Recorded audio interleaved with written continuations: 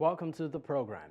Police in Nigeria's Plateau State on Tuesday condoned off the road leading to the State House of Assembly within the Jos metropolis. This came as supporters of the ruling People's Democratic Party and their rivals from the All Progressives Congress kept vigil in front of the Assembly complex. Also, at some point on the show, we will switch gears to South Africa, where a former senior government minister in South Africa has left the governing African National Congress, ANC, with a blistering attack on the party. This is The Conversation. I am Dapo Adegboye. Let's talk.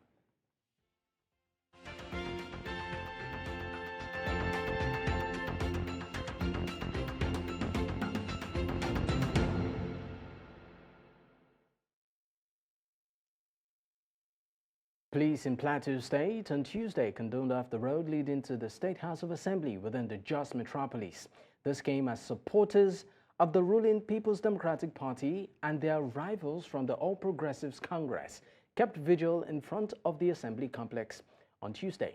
Now, the spokesperson for the police command, Alabo Alfred, told, of course, a newsman that the men and officers of the command were working to prevent a breakdown of law and order in the state.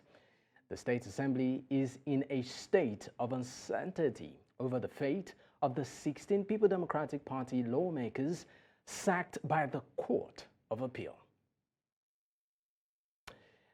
Joining me on the program to shed more light on this is Danat Walshak. Of course, he's a legal practitioner from Abuja. And also we have Steve Aluko, civil society activist from Plateau State. Gentlemen, thank you for your time. Thank you for having me. All right, great, Danat. Of course, I believe that Steve will join us in the course of the conversation. But let me start off with you on this ground. Now, the State Assembly is in a state of uncertainty over the fate of the 16 People's Democratic Party lawmakers sacked by the Court of Appeal. Now, can you just shed more light on what exactly is happening and how dire the situation is? Good evening. Thank you for having me. To start with the politics going on at the Plateau State House of Assembly, I would like to say it is really unfortunate. But then I do not agree that the Plateau State House of Assembly is in a state of uncertainty. We've seen commentaries, opinions by several persons and societies to the extent that the House of Assembly, that's the Plateau State House of Assembly, is not functional. But I want to categorically say that that is not the position. Despite the tussle between the 16 sacked PDP House of Assembly members who were elected, but later on sacked by the Court of Appeal, and the Court of Appeal installed 16 members of the House of Assembly. The Plateau State House of Assembly is duly constituted as it is. What do I mean by duly constituted? If we take a look at our Constitution, specifically Section 96 or thereabout, provides for the requirement, the numerical requirement for the sitting of a State House of Assembly. And I don't know where I am now. I'm not close to my library. But if anyone who is listening to us has a copy of the Constitution, he or she may just peruse through the particular section 96 of the Constitution, which section provides that a House of Assembly is duly constituted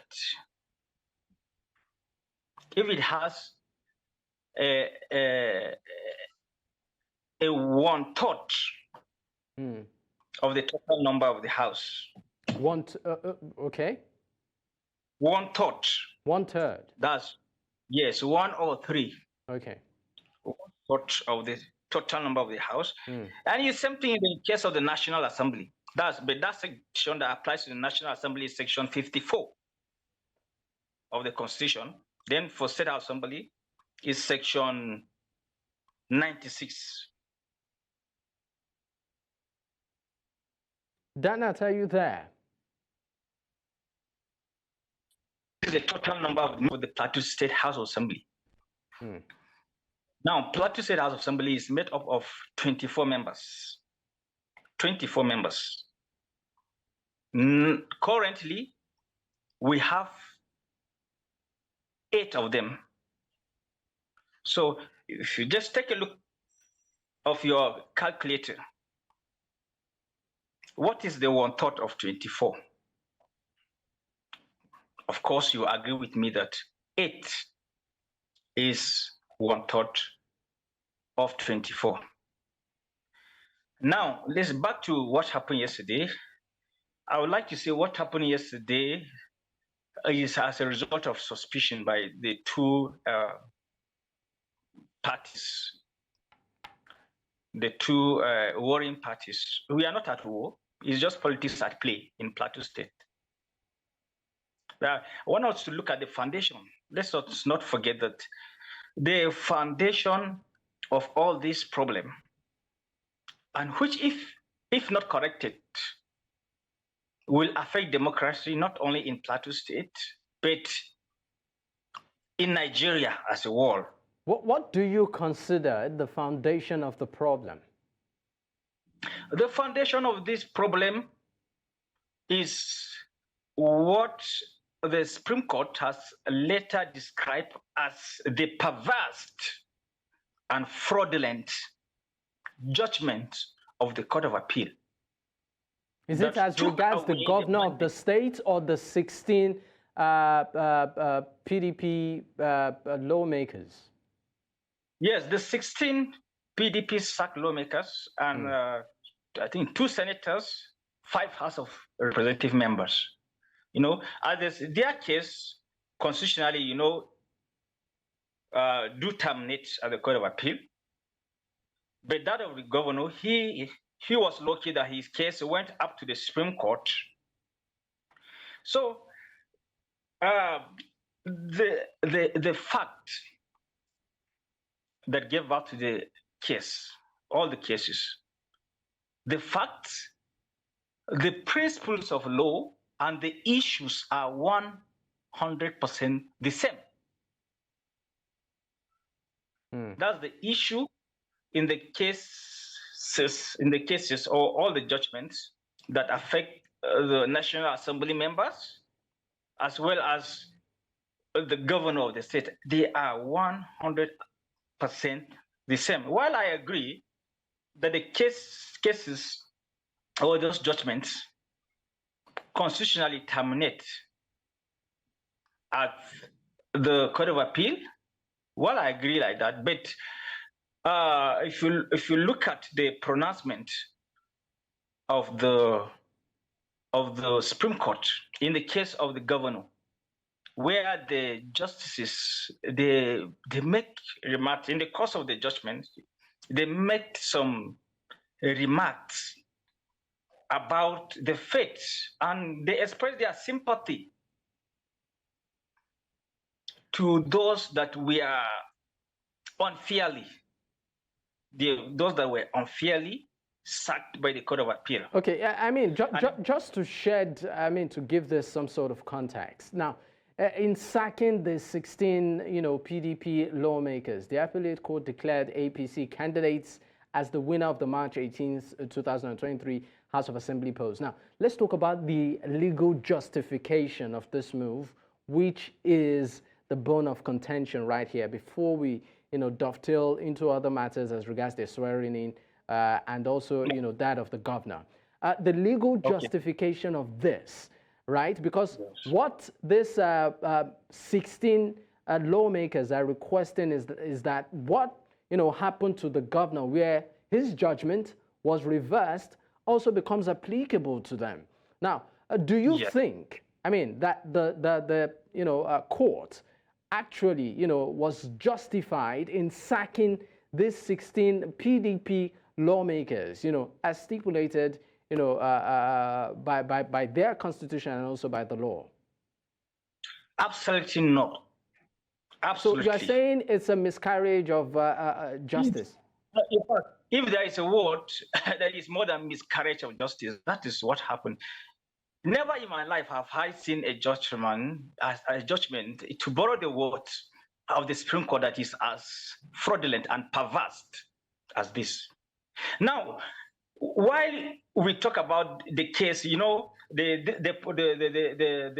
people who are sympathetic to the Court of Appeal install lawmakers, they will always tell you that their case ends at the Court of Appeal. Yes, of course. Nobody is arguing that. You understand?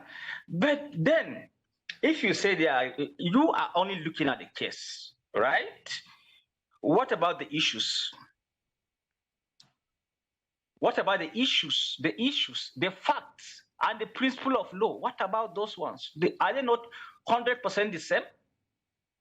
Now, what is the end product of law? Justice. Justice is the end product of law. There is no law without justice. The whole essence of law is justice. It is unfortunate that you agree, on the one hand, that yes, we agree that the judgment was fraudulent, was perverse, but on the basis of technicality, nothing should be done there. Is that what we are talking about? Let me give you an instance. The case of Nigeria with P&ID. All of us conversant with the recent happenings will know that the judgment sum involved in that case is the whooping sum of $14 billion that was awarded against Nigeria and in favor of P&ID. Now, looking at the legal jurisprudence in the UK where the matter was decided, from the time judgment was given against Nigeria, Nigeria had only 6 months. 6 months to appeal against the arbitration award of $14 billion. Over, now of this, look at the rate of dollar, over 15 trillion naira. That time elapsed. The time elapsed. And more than 2 years thereafter, Nigeria sought to appeal against the arbitration award. And don't forget, according to the legal jurisprudence in the UK, Nigeria has only 6 months. So there is a limitation of time.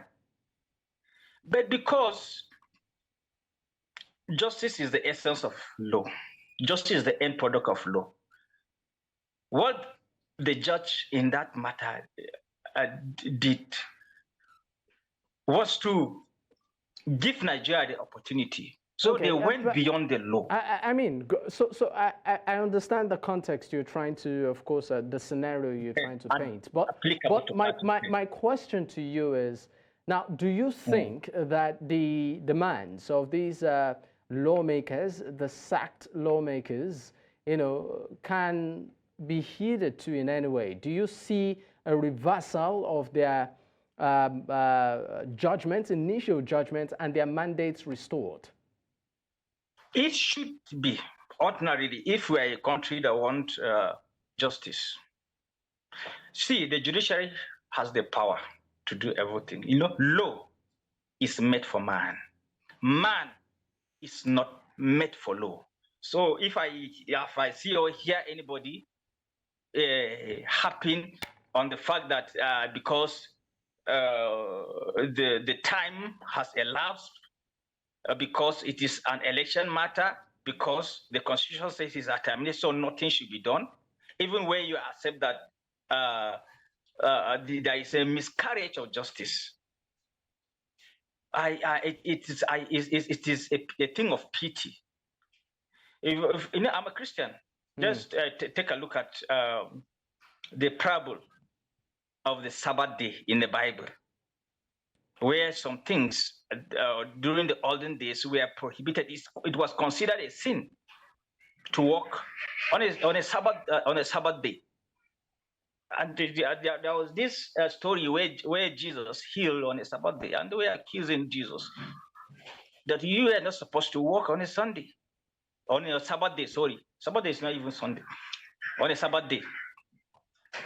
But what did Jesus say? He said, look, the law is made for man. Okay, let's man is made not for made for law. So if the judiciary wants to redeem itself, because if so time permits, should the judiciary, I mean, you're talking about the judiciary right now redeeming itself, should the judiciary stand on its position as regards the 16 lawmakers? What precedent do you think this will set in the state? Okay, should the judiciary not change its stance? Will it come again? Should the judiciary, remain, the status quo as regards the 16 PDP lawmakers that were sacked, right? Yes. What precedents do you think this will set, particularly, as regards the political landscape in Plateau State? In fact, if the judiciary refuses to redeem itself and insists on technicality, that's on technical justice, the implication is that. What do you mean by technical justice? But technical justice is when you insist on the letter of the law or the statute, you insist on it, even when you know that it does not serve the cause of justice. That is technical. Like I just cited an example of the case between Nigeria and P&ID, where even when the time for Nigeria to appeal has elapsed, which is 6 months, almost 3 years thereafter, Nigeria was still granted the leverage, despite the clear provisions of the law that says you must appeal against this judgment within 6 months. And judgment was awarded in favor of Nigeria. So when I mean by technical justice is when you give undue consideration for a law that does not serve the cause of justice.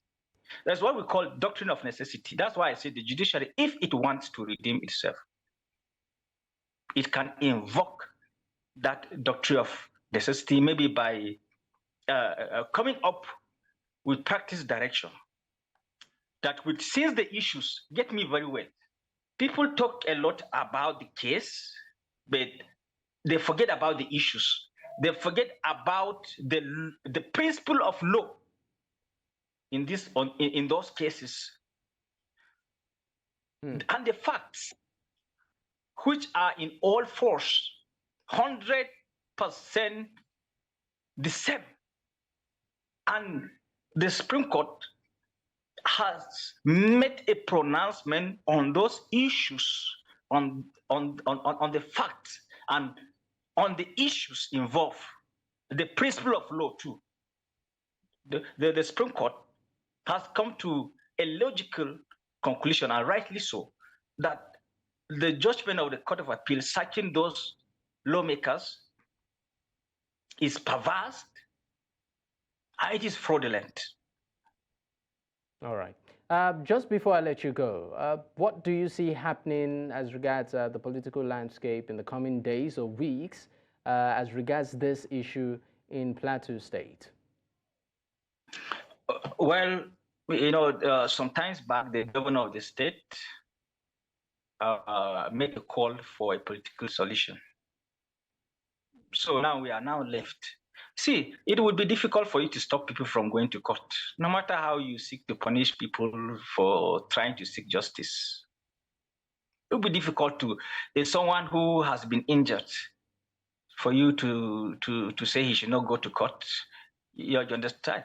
A lot of groups will continue to go to court. So while waiting for the court, the governor, some times back, has called for a political solution. We are all brothers on the plateau. Whether you are APC, you are PDP, we are all brothers.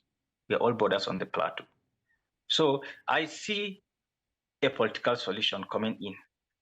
But I was surprised when he made that call. Some of my brothers, which I even spoke with them, some of my brothers were against that. I said, how can you be against a political solution?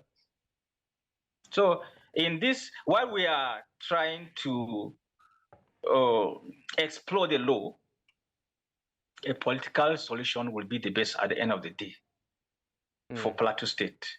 And you know why? You know why? This the case of Plateau. This case of Plateau is very unfortunate. It's quite unique. If I would take you back to what happened, that they say there is no structure, and they were laying claim to a judgment. One judgment. It is only one judgment.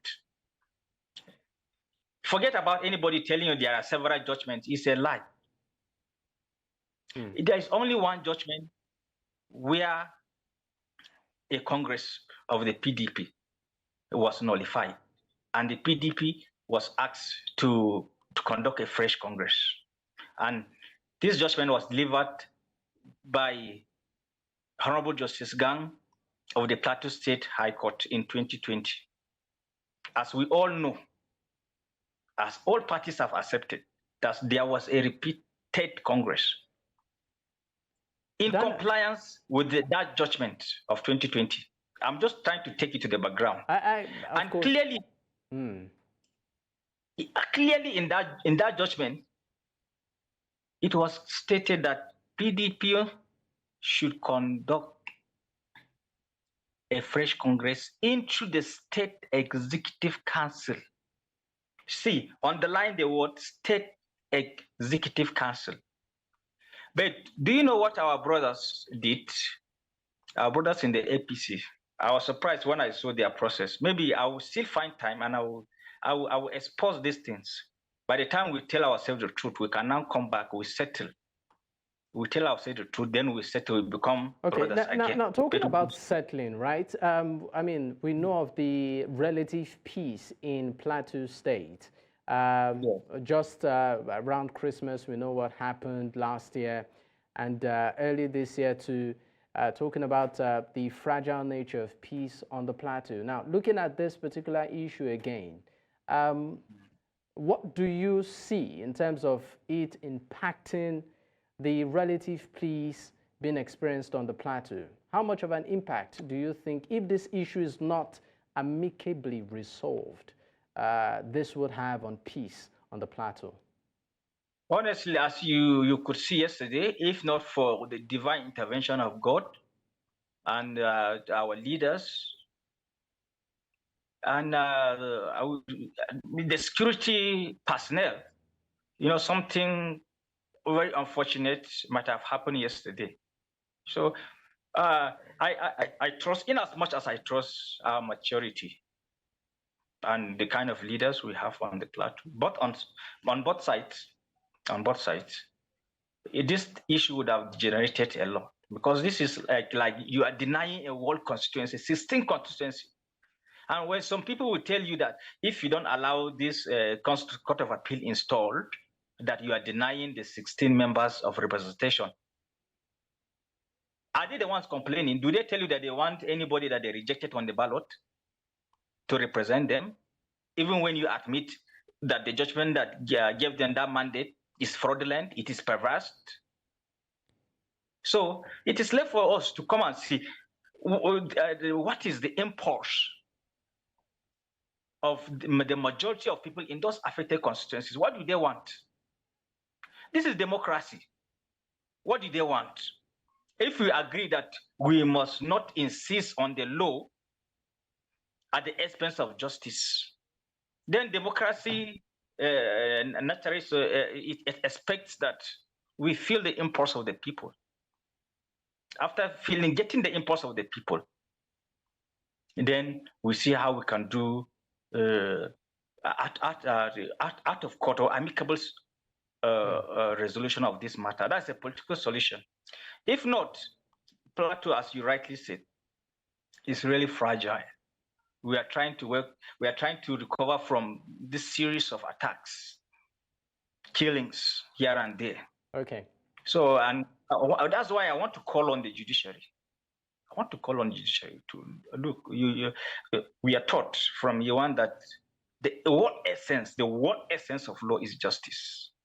So there is no law without justice. So we should not continue to do on technicality. Let's do justice in this place. Then our leaders on both sides, the PDP, both APC, you should know that this whether, no matter how you want to say it, this judgment is fraudulent. I say it because I know what I can defend it anyway, and I am. All right, Danat. We need to go now on this segment.